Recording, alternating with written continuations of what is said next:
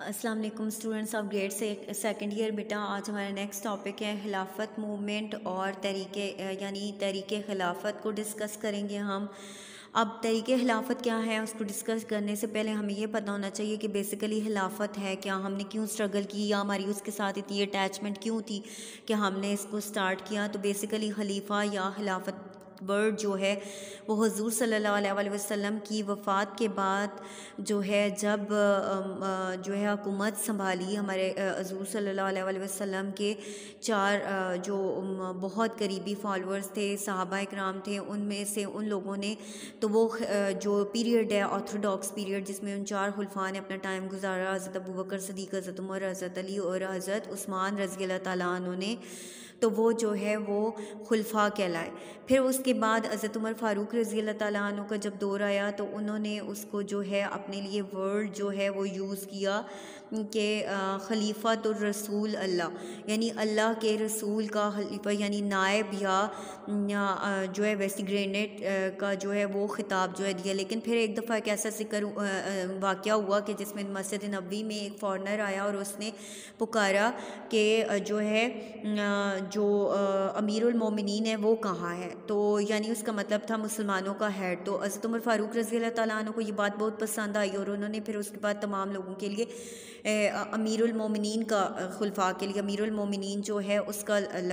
जो है नाम जो है वो पसंद किया, टाइटल जो है वो पसंद किया। लेकिन फिर बाद में जो है जितने भी लोग आए उसके बाद जो है जितने भी हुक्मरान आए, क्योंकि खिलाफत जो है मुख्तलिफ़ ख़ानदानों में फिर जो है वो मुंतकिल होने लगी, तो इसलिए जो है फिर उसमें से लफ्ज़ खलीफा हटा दिया गया और फिर अमीरुल मोमिनीन जो है उसका ही लफ्ज़ यूज़ किया गया। अब वो कहता है खिलाफत मूवमेंट बेसिकली क्या है। तो खिलाफत मूवमेंट जो है वो कहता है कि Britain and her alloys the United states of America being one of them. और वो कहता है कि बेसिकली जंग अज़ीम की बात हो रही है, emerge victorious as a result of the first world war 1914। The allied countries were bent upon demolishing the Ottoman caliphate after Turkey and fought by side by Germany. अब वो कहते हैं कि ये जितने भी इत्तेहादी ममालिक थे ये सब जो है वो तुर्की के ख़िलाफ़ खड़े हो गए और इन्होंने अलाइड फोर्सेस के तौर पर यानी इत्तेहादी क़ुव्वतों के तौर पर जो है वो जर्मनी के ख़िलाफ़ जो है इत्तेहादियों के ख़िलाफ़, क्योंकि तुर्की ने जर्मनी का साथ दिया हुआ था इसलिए उन्होंने तुर्की के ख़िलाफ़ जो है अपना घेराव किया और खिलाफत उस्मानिया जो है ओटमन अम्पायर यानी खिलाफत उस्मानिया उस वक्त मौजूद थी, खिलाफत उस्मानिया जो उसको ख़त्म करने की कोशिश की। तो इसी वो कहते हैं कि बेसिकली जो 1914 में पहली जंग अज़ीम थी उसकी जब शुरू हुई तो तुर्की ने बरतानिया और उसके इत्तेहादियों के ख़िलाफ़ जर्मनी का साथ दिया हुआ था। बेसिकली क्योंकि वो उनका इत्तेहादी नहीं था तो इसलिए जंग जब बरतानिया जीत गया तो उस हिसाब से फिर जो है तुर्की को उसके लिए खमियाजा भुगतना था, तो इसलिए उन्होंने वहाँ पर खिलाफत उस्मानिया को ख़त्म करने के लिए जो है कोशिशें शुरू कर दी। और फिर तुर्की के सुल्तान दुनिया भर के मुसलमानों के खलीफा भी तस्लीम किए जाते थे, तो इसलिए मुसलमानों की जो अटैचमेंट थी इस इदारे के साथ इसलिए ज़्यादा थी कि द मुस्लिम इंडियन मुस्लिम्स जो है वह ग्रेटली वो कहता है कि perturbed over the fate of the Turkey. वो तुर्की की जो उन्हें मुस्तकबिल नज़र आ रहा था या उनका जो नज़र आ रहा था फ्यूचर, उसके हवाले से वो परेशान थे कि खिलाफत ख़त्म कर दी जाएगी। And when the war ended, it was felt that Turkey, which fought against the allied countries, would be dismembered and distributed amongst the victorious allied countries, and the Indian Muslims, because of their emotional attachment with the Caliph, had always held the institution of Khilafat of Turkey in the highest esteem and veneration. अब वो कहता है कि वो बहुत ज़्यादा इसके साथ लगाव रखते थे और उनको बहुत ज़्यादा इस खिलाफत के साथ लगाव था, इसलिए वो इसको बहुत रिस्पेक्ट देते थे। तो इसलिए हिंदुस्तान के जितने भी मुसलमान थे उसको जो है तुर्की के सुल्तान को अपना सियासी और मजहबी रहनुमा भी मानते थे। तो इसीलिए जो है वो बरतानिया की हुकूमत की रियाया और अंग्रेज़ों का साथ देने के पाबंद थे और मुसलमानों की इस मुश्किल को महसूस करते हुए हुकूमत बरतानिया ने एक एलामिया जारी किया था जिसमें कहा गया कि जंग करने का फ़ैसला बरतानिया ने नहीं बल्कि तुर्की ने खुद किया है। अब मुसलमान इस बात पे परेशान थे कि तुर्की में से जो है खिलाफत जो है वो ख़त्म कर दी जाएगी और ख़िलाफत का इदारा जो है वो ख़त्म होकर रह जाएगा। तो इसलिए वो कहते हैं कि Muslim inform the government about their sentiments. अब मुसलमानों ने अपने जो भी सेंटिमेंट्स थे, जज्बात थे, उसके बारे में बरतानिया को आगाह किया। वो वक्त जो एक डेलीगेशन की सूरत में बरतानिया के पास के and the British government promise that the feeling of Indian Muslim shall be given the consideration and that to harm and no harm shall be done to caliph and scare sacred places of the Muslim. उन्होंने वादा किया कि मुसलमानों की जितनी भी मुक़द्दस मकामात हैं उनको जो है वो उनकी पामाली नहीं होगी, उनकी सालमियत का जो है वो ख्याल रखा जाएगा, उनके तहफ़्फ़ुज़ का, मजहबी मकामात का, और खिलाफत उस्मानिया जो है, सल्तनत उस्मानिया जो है उसकी भी इलाकाई सालमियत जो है उसको किसी किस्म का कोई नुकसान नहीं पहुँचाया गया। उन्होंने मुकम्मल तौर पर यकीन दहानी कराई कि खिलाफत का इदारा बरकरार रखा जाएगा। अब वो कहता है कि अगर मज़ीद आगे जब मज़ीद टाइम गुजरता है तो if the Indian Muslim fought on their side but to the utter disappointment of the Muslims after winning the war, government divided Turkey and distributed it among victorious allies as the war bounty, and this gave out of the wave anger and unrest among the Indian Muslim, and they started a countrywide movement in which the Hindus stood by their side and gave them full support, and this movement was given the name of Khilafat movement। अब वो कहता है कि जब अंग्रेज़ों ने मुसलमानों से वादा कर लिया कि उनको पूरी यकीन दहानी करवा ली मुसलमानों को कि जंग में बरतानवी हुकूमत जो है उनका पूरा साथ देगी, और हज़ारों जो मुसलमान थे और रज़ाकार थे, यानी जो लोग जो है वो ख़ुद अपनी खिदमत पेश कर रहे थे अंग्रेज़ों की तरफ, जंग में उन्होंने हिस्सा लिया था। बेसिकली वो अपने आप को प्रोटेक्ट कर रहे थे, वो तुर्की को नुकसान नहीं पहुंचा रहे थे, लेकिन फिर भी मुसलमान परेशान थे इस बात पर कि बरतानिया को इस जंग में फ़तह हासिल हुई, और जंग के अख्ताम पर बरतानिया ने हिंदुस्तान के मुसलमानों के लिए जो वादे किए थे उनका लिहाज नहीं किया, और सल्तनत उस्मानिया के जो टुकड़े टुकड़े करके बरतानिया के तादियों में तकसीम कर दिया जाएगा। मुसलमानों को इस तरह के शकूक व शुबात है कि इसको तकसीम कर दिया जाएगा, और हिंदुस्तान के मुसलमान जो है उनके वादा खिलाफ़ी जो है उससे उनको बहुत दुख हुआ। उन्होंने सल्तनत उस्मानिया के तहफ़्फ़ुज़ और खलीफा के इख्तिरात और एहतराम को बहाल कराने के लिए एक तहरीक शुरू की जिसे तहरीक खिलाफत कहा जाता है। अब वो कहता है कि बेसिकली अगर देखा जाए तो मुसलमान अंग्रेज़ों के पास गए और अंग्रेज़ों के साथ मिलकर लड़े भी, और तमाम चीज़ें पूरी की जिसके लिए अंग्रेज़ों ने उनसे कहा था, लेकिन अंग्रेज़ों ने फिर भी अपने वादे पूरे नहीं किए, और जिसकी वजह से मुसलमानों को फेस करना पड़ा, और आखिर मुसलमानों ने दुख और मायूसी की हालत में जो है वो खिलाफत को बचाने के लिए, उस इदारे को बचाने के लिए मूवमेंट स्टार्ट की, और पूरे हिंदुस्तान में वो मूवमेंट तहरीक चलाई गई, और लोग जो है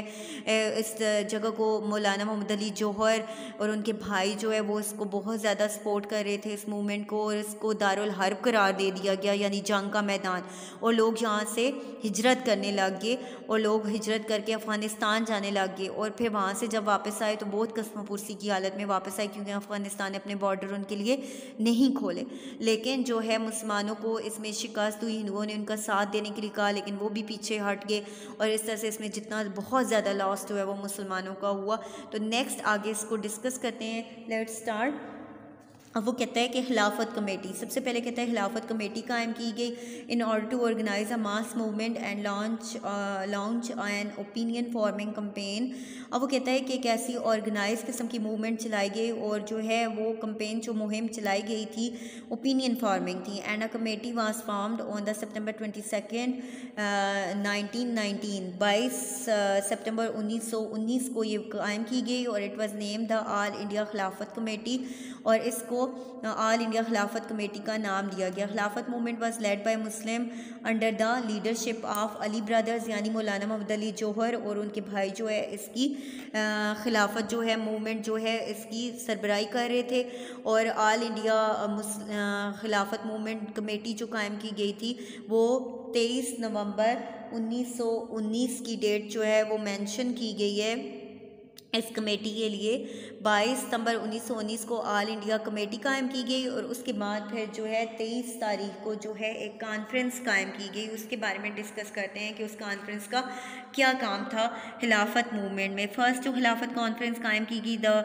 फर्स्ट खिलाफत conference was held on 23 November 1919 and led by Maulvi Fazlul Haq, and inclusion of the Congress in Khilafat movement took place during this conference। अब वो कहता है कि 23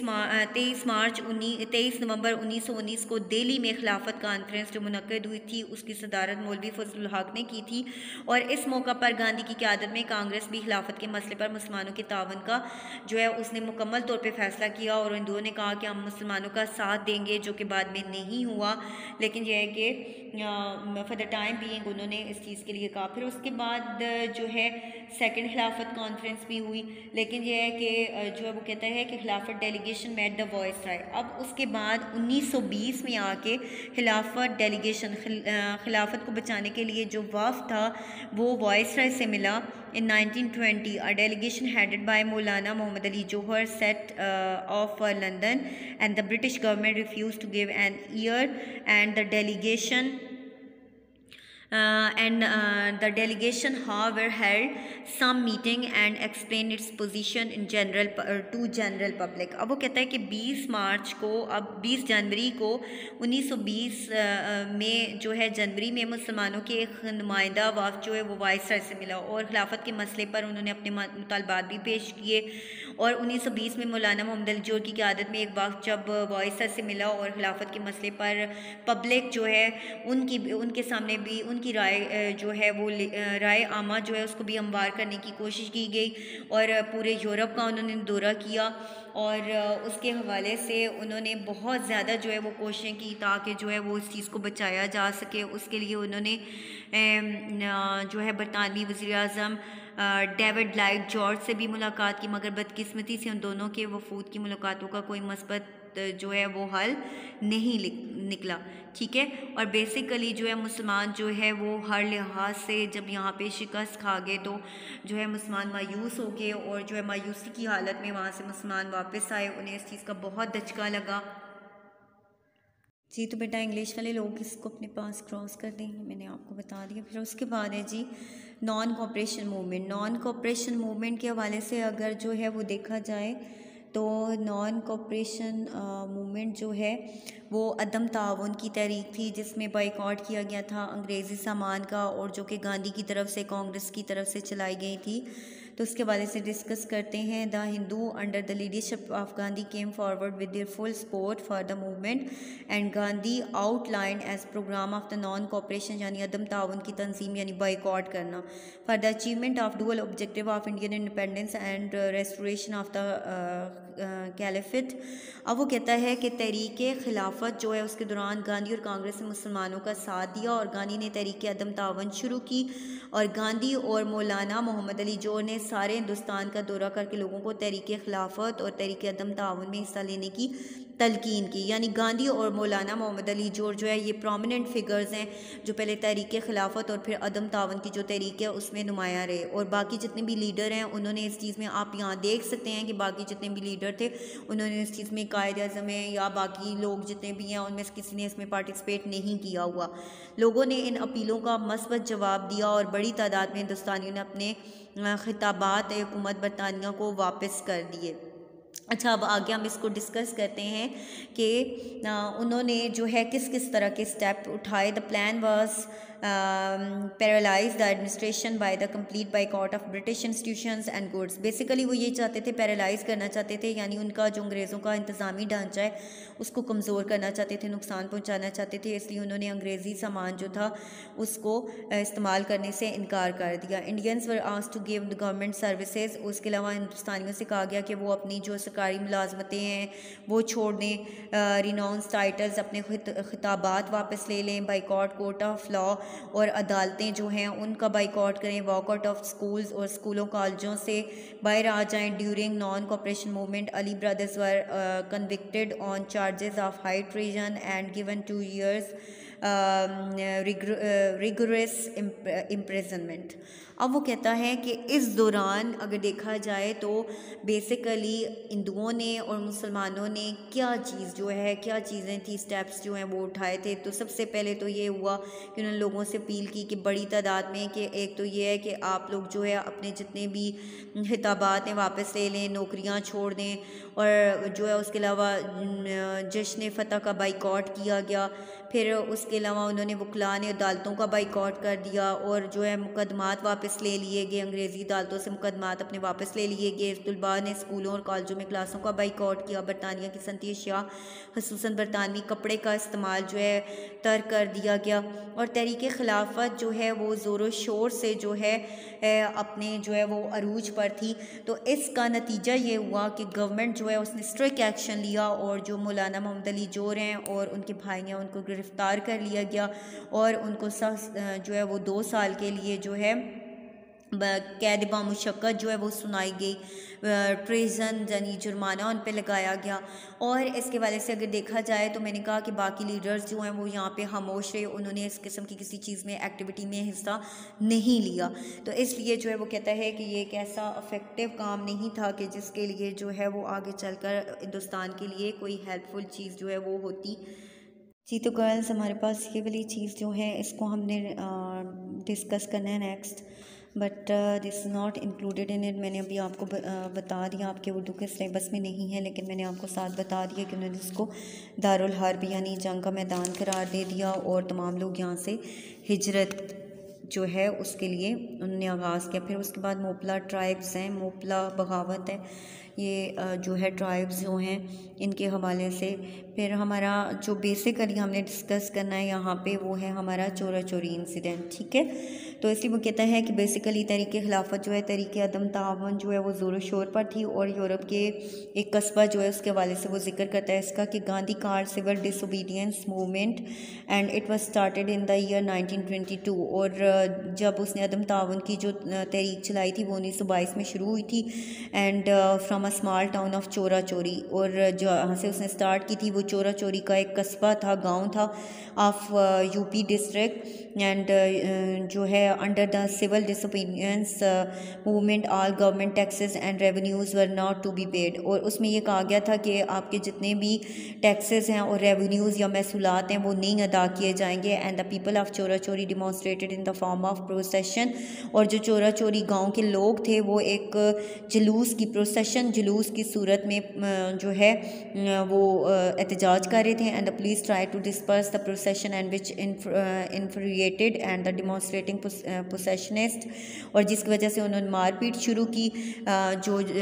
जुलूस में शामिल लोग थे, hostile mob set fire to the police station and where 22 police man were burned alive. अब वो कहता है कि जो है इस सिलसिले में इस तशद्दुद के बाद जो है जो रज़ाकार थे अदम ताउन के, उन्होंने पुलिस के मुलाजमीन को थाने में बंद करके आग लगा दी और उसमें तकरीबन जो है वो उस फायर के अंदर 22 यानी 22 जो पुलिस वाले थे वो ज़िंदा जला दिए गए थे। और इस वाक़े के जो हिसाब से अगर देखा जाए तो जो स्ट्रिक्ट एक्शन लिया गया गांधी की तरफ से, सिविल डिसोबीडियंट कॉल्ड ऑफ, उसने अदम ताउन की जो तहरीक है उसको बंद कर दिया, उसको बंद करने का ऐलान कर दिया। This violent incident shock Gandhi, उसने गांधी को इससे बहुत ज़्यादा सदमा हुआ, धचका लगा। And immediately called off the non cooperation movement without consulting other leaders and he said that the movement had deviated from its path of non violence. अब वो कहता है कि वो इस तहरीक को वो ख़त्म करना चाहता था क्योंकि उसका कहना था कि ये तहरीक जो है अब वायलेंस तशद्दुद की तरफ बढ़ रही है and so it is necessary to call it off and he made this decision to time at a time when the movement had reach its climax. यानी उसने उस वक्त ये फ़ैसला किया, गांधी ने इस वाक़े के ऐलान के बाद जो ऐलान किया, चूँकि अदम ताउन की तहरीक जो है अदम तशद्दुद पर कायम नहीं थी और उनका काम सिर्फ गवर्नमेंट को तंग करना था, बाइकआउट करना था, उसकी चीज़ों को इस्तेमाल ना करना था, उसको में किसी को नुकसान पहुंचाना नहीं था सिवाय गवर्नमेंट को, और वो भी इस हद तक लोगों को नहीं। और इस हुकूमत और इसको ख़त्म